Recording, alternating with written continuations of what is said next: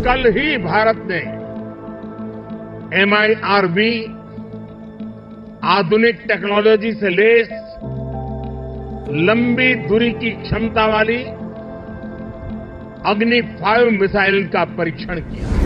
दुनिया के बहुत ही कम देशों के पास इस तरह की आधुनिक टेक्नोलॉजी है, इस तरह की आधुनिक क्षमता है।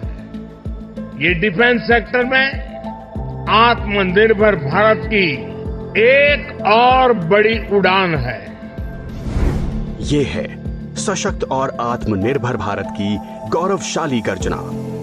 ये है नए भारत का आह्वान। ये है नए भारत की जबरदस्त शक्ति। ये 10 साल के बदलाव का कमाल है कि सरकार ने पॉलिसी स्तर पर सुधारों के साथ नए रिफॉर्म्स करते हुए प्राइवेट सेक्टर को रक्षा क्षेत्र से जोड़ा और MSME स्टार्टअप्स को प्रोत्साहित किया।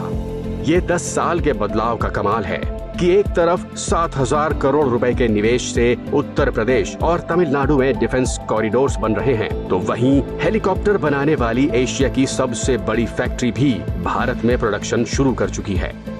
ये 10 साल के बदलाव का कमाल है कि देश का रक्षा उत्पादन 2 गुना से भी ज्यादा यानी 1 लाख करोड़ रुपए से भी अधिक हो चुका है। 10 वर्षों में लगभग 6 लाख करोड़ रुपए के रक्षा उपकरण स्वदेशी कंपनियों से ही खरीदे गए हैं।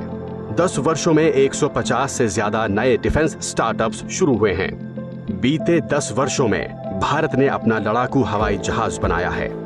भारत ने अपना एयरक्राफ्ट कैरियर बनाया है।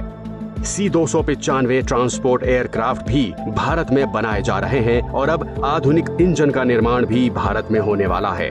इतना ही नहीं, अब 5th जनरेशन लड़ाकू विमान भी हम भारत में ही डिजाइन, डेवलप और मैन्युफैक्चर करने वाले हैं।